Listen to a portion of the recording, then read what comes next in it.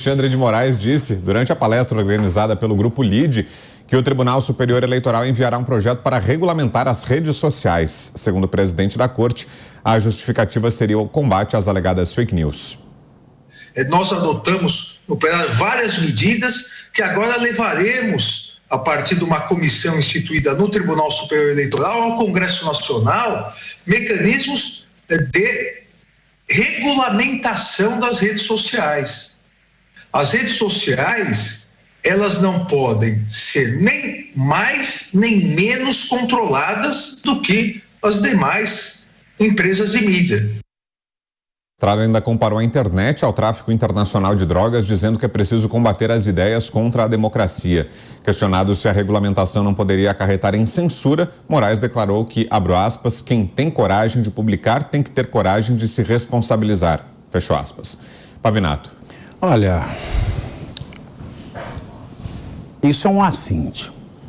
Um projeto para regulamentar rede social é uma afronta à inteligência. Por quê?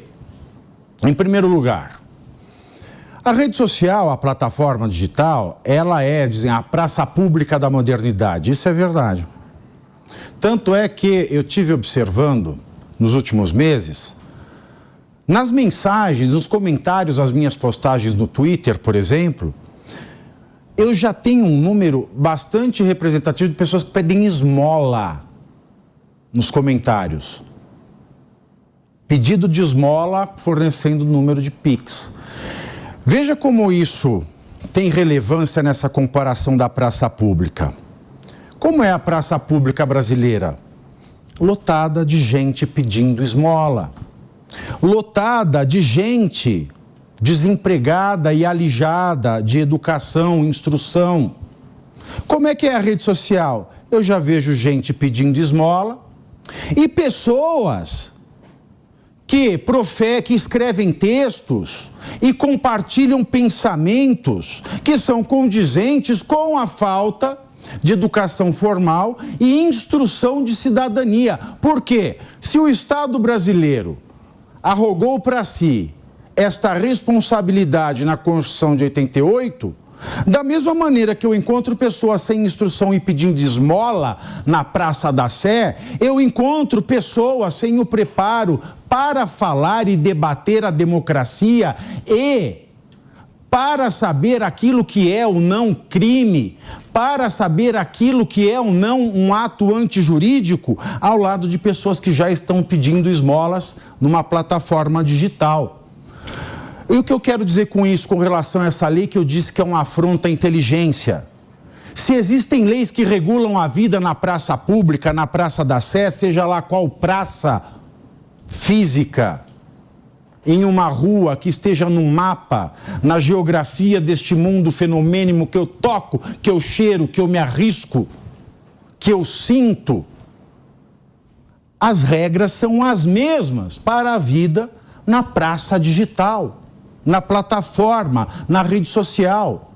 Quando eu agrido alguém na praça pública, é crime ou me gera um dever de indenizar, o mesmo acontece na praça virtual.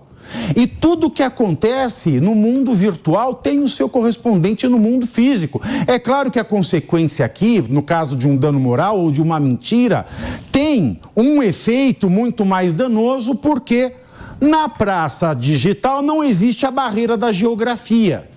Portanto, a punição tem que ser condizente com o dano. Mas não se precisa criar regra. A regra, a norma, o direito da vida real é o mesmo que deve valer em espelho na vida virtual. Você, Zé, temos 3 minutos.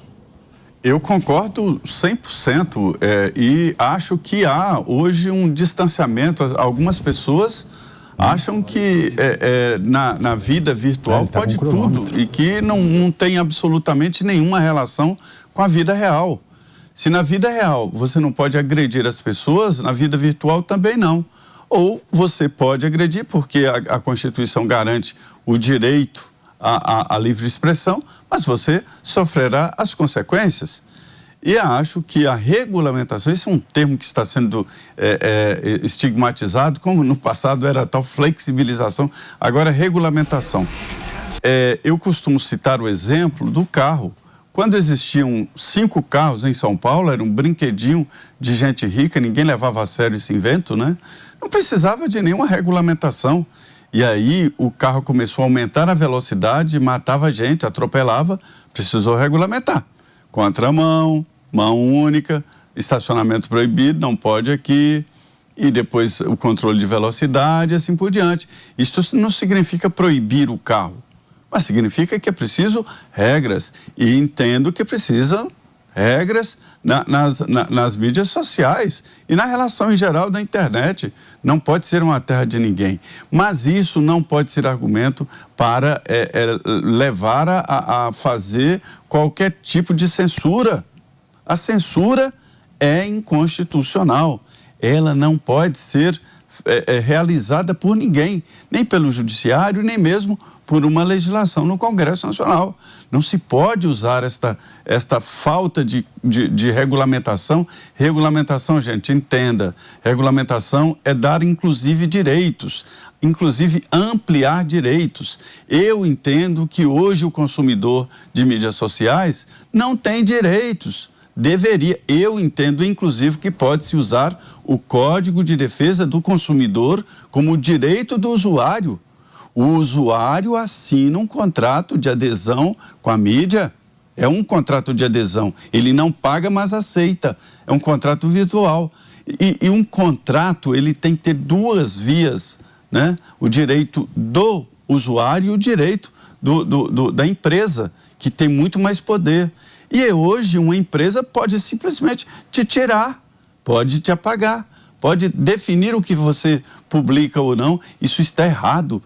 Então, assim, eu defendo uma regulamentação nesse sentido, inclusive, de dar mais direito ou de garantir direitos que eu acho que o usuário já tem com base no Código de Defesa do Consumidor e ampliar aí a legislação.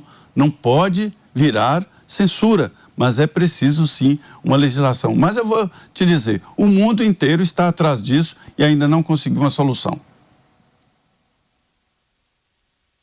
Aproveite lá no www.jovempan.com.br, no final do programa, resultado final. Mais uma informação à frente para... Aliás, faltou o seu comentário, né, Koba, sobre esse projeto. Fiquei devendo o seu comentário sobre o projeto. Vamos lá, muito rápido. O que é positivo é que agora o TSE está parando de regulamentar e está enviando para o Congresso Nacional um projeto de lei, que aí lá no Congresso Nacional, no Legislativo, é que vai ser discutido perante a sociedade e com os parlamentares, que são representantes do povo, para eles sim constituírem normas, leis que regulamentem qualquer coisa no nosso Estado. O que chama atenção é que a gente precisa cobrar e acompanhar de perto que depois desse projeto chegar lá no Congresso, que haja uma participação efetiva da sociedade como um todo e não só a opinião do judiciário. Porque quando a gente fala de redes sociais, a gente tem que ter participação das entidades que representem a imprensa, associações, federações, confederações. A gente tem que ter participação dos influenciadores, dos influencers, a gente tem que ter participação das empresas de tecnologia. Nossa Senhora, são cidadãos. Você quer acabar com o Brasil. São cidadãos que são impactados, porque são negócios. Você que tem uma lojinha de vender coisa pelo Instagram, você tem que ter opinião para se manifestar nesse projeto, porque vai ser impactado. A gente tem que ter as empresas, aliás, nesse projeto inicial do TSE, eles colocam uma alteração. As empresas de redes sociais, todas, elas deixam de ser empresas, perdem esse status e passam a ser companhias de mídia, para que possam ser responsabilizadas por tudo o que seus usuários falarem. Ou seja, é perigosíssimo. Perigosíssimo. Você começa a atribuir responsabilidade objetiva. Isso no direito é perigoso, não é aceito, especialmente em matéria criminal, quando alguém fala uma bobagem que pode ser responsabilizado criminalmente. Então, assim, é um projeto que precisa de amplo debate na sociedade, que tenha audiências públicas para que isso amadureça com a opinião de todos e não só com a do TSE.